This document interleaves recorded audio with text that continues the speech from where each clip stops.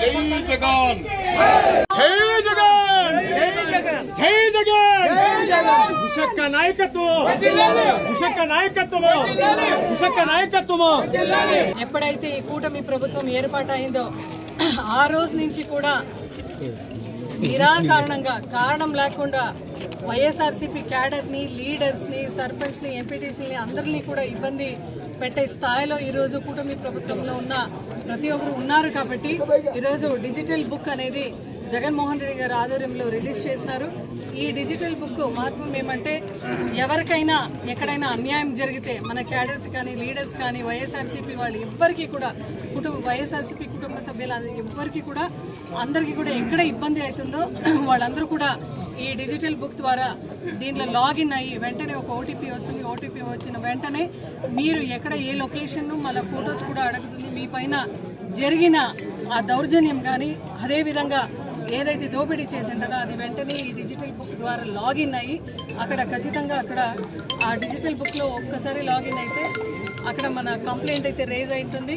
జగన్మోహన్ రెడ్డి గారు చెప్పినారు, ఎప్పుడైతే మా గవర్నమెంట్ ముఖ్యమంత్రి అవుతారో జగన్మోహన్ రెడ్డి గారు, మా గవర్నమెంట్ వచ్చిన వెంటనే ఎవరైతే మన క్యాడర్ని ఇబ్బంది పెట్టే కార్యక్రమం చేస్తారో అంటే వాళ్ళ అవతలోళ్ళు ఎంత గట్టిగా ఉన్నా కావచ్చు, ఎంత పెద్ద ఆఫీసర్ అయినా ఉండొచ్చు, వాళ్ళు ఎంత దూరమైనా ఉండొచ్చు, లేదంటే జగన్మోహన్ రెడ్డి గారు ముఖ్యమంత్రి అయిన ఆ టైంలో ఆయన బయట ఉన్నా, లేదంటే ఆఫీసర్స్ బయట ఉన్నా, లేదంటే రిటైర్ అయినా కూడా వాళ్ళని రప్పించి మళ్ళీ వాళ్ళని ఎంక్వైరీ చేసే ఒక కార్యక్రమం అయితే మేము చేస్తామని జగన్మోహన్ రెడ్డి గారు కార్యకర్తలందరికీ కూడా హామీ ఇచ్చినారు.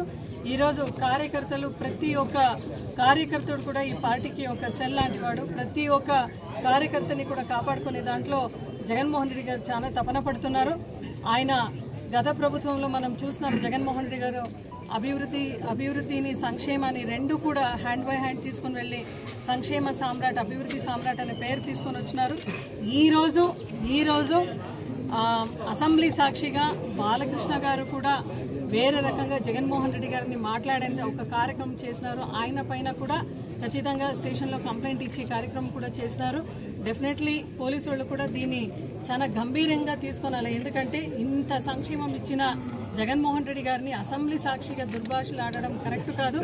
మళ్ళా చిరంజీవి గారు కూడా దీనికి కౌంటర్ పెట్టినారు. అయితే పవన్ కళ్యాణ్ గారు ఇంతవరకు కూడా ఒక్క స్టేట్మెంట్ కూడా ఇవ్వడం లేదు. ఎందుకంటే వాళ్ళ కుటుంబ సభ్యులపైననే ఏదో ఒక అబండాలు వేసినా కూడా ఆయన మౌనంగా ఉండడం ఏ దానికి సంకేతమని ఖచ్చితంగా పవన్ కళ్యాణ్ గారు మీరు రెస్పాండ్ చేయాలి.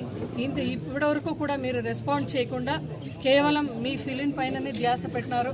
టికెట్స్ ఎంత రైజ్ చేసుకోవాలి, ఏది చేయాలనేది మాత్రమే మీ ధ్యాసలో ఉంది తప్ప అభివృద్ధి పైన ఎక్కడ కూడా మీకు ధ్యాసం లేదు, సంక్షేమం కూడా ధ్యాసం లేదు. కార్యకర్తలకు, ప్రజలకు, మోసపోయిన ప్రజలందరికీ కూడా డిజిటల్ బుక్ అందుబాటులో ఉంది. దయచేసి దీంట్లో నమోదు చేసుకుంటూ మన ప్రభుత్వం వచ్చిన వెంటనే మీ అందరూ కూడా మంచి ఒక సందేశాన్ని, కార్యకర్తలందరూ కూడా మంచి సందేశాన్ని అందజేయాలని డిజిటల్